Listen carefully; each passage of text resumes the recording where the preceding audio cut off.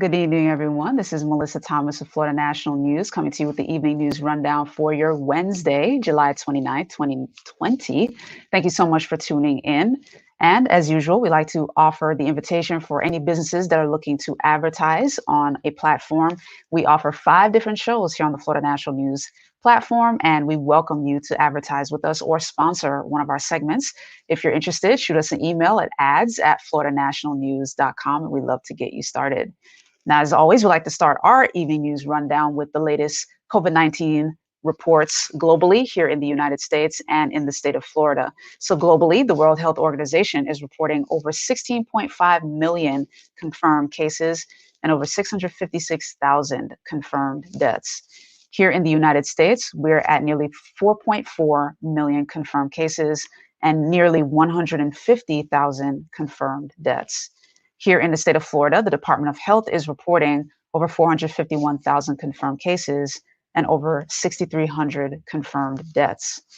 Now, jumping into our world story, a quick update on the use of remdesivir. You guys have heard us report on various countries that are now using remdesivir to treat the more severe COVID-19 symptoms. Health Canada is the next one to go ahead and authorize the use of that. So this is the first drug that Health Canada is authorizing for the treatment of COVID-19. So this is their first up there. And right now they're going to give it to their patients that have the most severe symptoms and those that have pneumonia symptoms as a result of COVID-19 who require supplemental oxygen to breathe. And much like a lot of the other nations, the remdesivir drug will not be available for use outside of a hospital setting. They're keeping it limited to that. And according to government officials, that was their decision. Now, they're authorizing the use in adults and children over the age of 12. So we'll continue to keep you guys updated. So far, the countries currently using remdesivir include US, Singapore, Japan, Australia, and of course, several nations in Europe that are already using it. We'll continue to keep you guys updated. Now, jumping here to the United States, you guys heard us reporting a little bit earlier last week about the population in California, the Hispanic population there having a higher rate of contracting COVID-19 compared to the Caucasian counterparts. So in this case, the Hispanic population, they're contracting it at 3 times the rate of their Caucasian counterparts. Now, Latinos make up 39% of the population in total. And of course, California is one of the most populous US state, but they're accounting for 56% of COVID-19 infections and 46% of the deaths. So over half of the infections and nearly half of the deaths. So this is according to California's Health and Human Services Secretary, Dr. Mark Galey. He mentioned this in a conference call with reporters on Tuesday. Now, of particular concern is the heavily Hispanic Central Valley agricultural region, where Hispanics are essential workers in that area because they're working agriculture and because, of course, they live in multi-generational households. And you've heard me and Angel Perry talk about this during several of our #Worker Wednesday conversations in that sort of importance of possible continued exposure to COVID-19. And so the California Health and Human Services Secretary mentioned this is a point of alarm for the population over there. Now, many employers have not reliably provided the PPE that they need to the workers or implemented social distancing, particularly in the agricultural settings. So that's another possible reason for the increased rates among the Hispanic population there. And in addition, cultural norms foster large family gatherings. And of course, you guys have heard us report on cases of outbreaks in large gatherings, whether that's family parties, different celebrations. Same case here. So on Tuesday, Galey said that California would implement a new method of tracking COVID-19 as well as other infectious diseases, requiring labs to ask the ethnicity, sexual orientation, and gender identity of those they test. Now, real quick sidebar, leave a comment below with your thoughts on that, because that's very specific information that they're now looking for. So I just want to get your thoughts and opinions on whether you agree with that idea. Let me know. Leave a comment below. We'd love to hear from you on that. That's not the official audience question, but I do want to get your opinion on that. Now, also of concern is the high death rate for African Americans who contract COVID-19 there. Although fortunately, progress has been made in lowering the group's overall infection rate, according to the Health and Human Services Secretary. African Americans currently make up 6% of California's population and account for 4% of COVID-19 infections, but 8.5% of the deaths. So conversely, the Caucasian population makes up 37% of the population, accounts for 17.5% of cases and 30% of deaths. You guys know we'll continue to keep you guys posted on all things COVID-19. So continue to stay tuned. Coming here to the state of Florida, a very quick, interesting case here. Some 300 students, guests, and staff at a Brevard County school graduation could possibly have been exposed to COVID-19.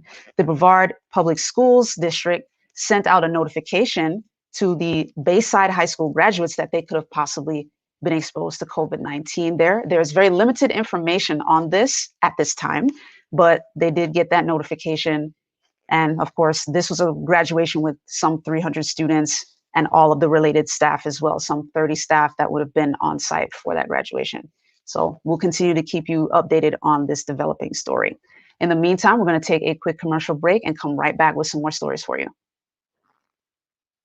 Big business and special interest groups have begun their attacks on Rick Singh on social media, radio, television. They want to make sure he's no longer in office. Have someone, anyone but Rick Singh in office. And the reason is simple. They don't want to pay their fair share and expect you to pay it for them.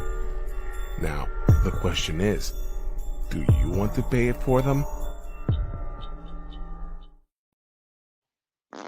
All right, guys, welcome back. Jumping into our next U.S. story. The Trump administration is set to review DACA and has announced that they are rejecting new applications. The Department of Homeland Security made the announcement on Tuesday that, of course, you guys are familiar with the DACA program. It shields deportation from certain undocumented immigrants who came to the U.S. as children. And now they're limiting the renewals to 1 year instead of 2 years. So that is the big announcement there. And of course, this is coming more than a month after the Supreme Court blocked President Donald Trump's attempt to end DACA altogether. But right now they're going to go ahead and review the policy. Now, President Trump, for his part, said on Tuesday, quote, "We are going to make DACA happy and the DACA people and representatives happy. And we're also going to end up with a fantastic merit-based immigration system." Now, there's a senior administration official who told reporters about this decision, quote, "The administration is now undertaking a comprehensive review of the DACA program and the justifications that have been offered for winding DACA down, including its illegality and the negative effects the program has on what he or she calls, quote, immigration behavior, including smuggling and illegal crossings." Now, this brings us to our audience question, the official one. Give us your thoughts on the Trump administration's decision to review DACA. Do you believe that this is something that needs to be removed altogether? Do you believe that this is something that needed any other restrictions added to it? Are there any changes that you feel need to be made? Either way, leave a comment below and let us know. We'd love to hear from you guys. Very interesting. Now, jumping back here to the state of Florida, the Mars rover is set to launch from Florida in search of ancient life on the red planet. The Perseverance, which is the name of the Mars rover, it will be on its way to Mars to look for signs of ancient life and test technology that could one day be used to send astronauts to the red planet. Now, the rover, which is about the size of a car, will collect samples that for the first time will be brought back to Earth by a spacecraft that is sent to gather them, which this, of course, builds upon the discoveries that NASA made with past rovers that found Mars could have once supported life. So this is some pretty exciting news. The launch is scheduled tomorrow from Cape Canaveral, tomorrow from 7:50 a.m. to 9:50 a.m. And it'll be atop a United Launch Alliance Atlas V rocket and is one of 3 spacecraft launching to Mars this summer. So a lot of launches going on from Cape Canaveral. So this is some pretty exciting stuff. In the meantime, we're going to take another quick commercial break and be back with your business and sports news. And it is Wednesday, so hashtag Worker Wednesday is in effect, and we'll be here to talk with Angel Perry. Stay tuned. At Duke Energy, we deliver electricity and so much more, like free home energy assessments, rebates for energy-saving improvements, payment options to help you better manage your budget, and even bill credits for helping the community use less energy. So no matter what you're doing, we can help you make better energy choices every day. It's just another way we bring power to your life. How much can you save? All right, guys, welcome back to the Evening News Rundown. In our business story, President Trump has announced a deal with Kodak to produce generic drugs that will be the essential ingredients for COVID-19 medication. Kodak stock soared on Tuesday after the announcement, so congrats to Kodak on that. But they're now going to be tapped to produce generic drugs to produce the essential ingredients for the medications for the COVID-19 pandemic. Shares of Kodak soared more than 50% in extended trading, so congrats to them on that. The government has awarded the company a $765 million loan to start the production of those ingredients under the Defense Production Act, which is the first of its kind in this particular case.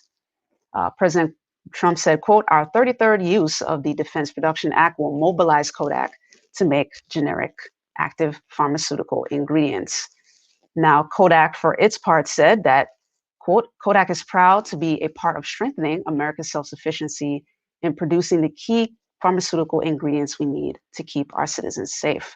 So congratulations to Kodak on that, particularly given the fact that Kodak had filed for bankruptcy back in 2012 after the major shift to digital cameras had devastated the business. So now the move to drug production kind of gives them a fighting chance to get back on the map. They, as of right now, announced that they will expand existing facilities in Rochester, New York, and St. Paul, Minnesota, under a new Kodak Pharmaceuticals arm. Now, jumping into sports very quickly, a quick update for you guys from yesterday, where we told you the Marlins for Major League Baseball, they had to postpone 3 of their games. Well, most of their games are now postponed until next week. The Major League Baseball League had decided to postpone all of the Miami Marlins games through Sunday after the team's recent COVID-19 outbreak. You heard us report yesterday that there were 13 people that have been reported to be tested positive for COVID-19. That number has gone up to 17 as of right now. So Miami's next 6 games, as a result, starting with yesterday's home game against the Baltimore Orioles, are postponed, citing the belief that, quote, "It is most prudent to allow the Marlins time to focus on providing care for their players and planning their baseball operations for resumption early next week." Now, the Marlins have moved to daily testing and will remain in Philadelphia where they are because they played there last weekend as they gather more information, according to a statement from Marlins CEO Derek Jeter. The Orioles, who were scheduled to host the Marlins in a 2-game series starting today, will instead host the New York Yankees for today and tomorrow. Also impacted by the announcement was the Washington Nationals, who were slated to play a 3-game series starting on Friday in Miami against the Marlins. The majority of the Nationals players said, "We do not want to play with the Marlins right now." Like they made their statement known. But 4 additional members of the Marlins had tested positive on Tuesday, so that of course brings the total number to 17. As you guys hear us here at Florida National News, continue to be careful. Hands, mask, social distancing. All right, continue to be careful. But this brings us now to our favorite part of the Wednesday newscast. It is #Worker Wednesday. So we are bringing in our lovely Angel Perry, who is the Executive Vice President of the Communication Workers of America Local 3108 Union. And we're talking Joe Biden's VP pick because that is what's top of mind in the news. Absolutely. Yes. So, one of the things that is very important to you is police policy. So talk about that context as it relates to Joe Biden's VP picks and who's your pick? Well, police policy, as you know, we're 65 days since the murder of George Floyd in the streets by people with a badge. And now is the time where the whole country needs to have a standard to go by. A simple policy as no chokeholds. The ability for the good cops to intervene. Those are just 2 very simple things that you would think would be commonplace, but in actuality is rare. So, the VP would have to lead the charge in influencing all the local communities to have the policies where it protects life. not only to the police officers, but to the community at large. My personal pick out of the top three, because you have Senator Harris, you have Congresswoman Demings, and you have Mayor Bottoms. My personal pick is going to be Val Demings. She has led the charge being a chief of police in Orlando, which is one of the largest communities in the state of Florida. So she has been from rookie all the way up to running the show. She is no nonsense. She is fair. And then when you have Senator Harris, whose history kind of is to put people away. We already know that a lot of policies and laws marginalize communities. And I did not see her lead the charge when George Floyd had his video released by the witness. She hasn't said anything that I've found. Congresswoman Val Demings did not pull any punches. She wanted to know, what are you doing? She was addressing that police department. And the same is very similar for Mayor Bottoms, who not only addressed her own house, but also led the charge in making some changes as soon as possible. So when someone already does the work, that's going to be my pick. Got you. And I find it interesting that you aim for the top three, shut out all the rest of them. I ain't got time for the rest of them. Got you. I did have a couple of peripheral questions, just even on the local level. Yes. We covered a story yesterday, I believe, or Monday, about the recent push against the county providing additional funding for the Orange County Sheriff's Department. They were supposed to get roughly $15.7 million in additional funding, or at least that's what the Sheriff's Office requested. Right. So, I mean, give us your thoughts on that as well. So what's going to be at the forefront is we already have a list of demands that the community has brought forth. So how do you ask for $15 million of the taxpayer dollars when you already have a list of things that need to be changed immediately? So when Sheriff Mina went to try to accommodate, you had the police unions giving pushback. So now we still have issues where the people in the community said, hey, this is what needs to be changed. And you have a leader who is attempting to do those things. And unfortunately, the police union is like, well, we don't want that. Like, how does an entity just decide what the people want? And that's been the issue all these years. Now, just to clarify, labor unions and police unions have not always worked together. And here in the state of Florida, they don't work together. So even though workers, firefighters, nurses, teachers, all of us work together, somehow, some kind of way, the police unions decide that they're going to be off in the corner. And then when the community needs something, they don't want to hear it. So I'm having a little bit of a challenge locally that we've invited the police unions to join the labor movement, to be inclusive. Let us know what those issues are, because the police are underpaid. They're people too. And that gives fertile ground to bad behavior. So you have bad policies, you have underpaid people that are risking their lives every day. And then when the community needs something, you have this entity off in the corner, not working with anybody, saying no. So now lay out because you just touched on it. So lay out for our audience what those demands are that the unions are asking for in terms of, as the voice of the community. What would you guys be looking for? And especially as it relates back to what we were talking about with the VP picks, like what are you expecting them to do in terms of law enforcement and the kind of demands that you guys have? So just to keep it simply, like the no chokeholds, like the duty to intervene. So just so that's a little bit clearer for people, the duty to intervene allows the police officer working with another police officer. So if you had a bad apple, like we like to say, there's only a few bad apples, the good apple can step in and say, no, that's wrong, that's against policy. Right now, a lot of police precincts don't allow the fellow or good police cop to step in. We've had a lady in Rochester who, came forward and said, I was fired when I saw my counterpart choking someone to death. So she saved someone's life and then lost her job.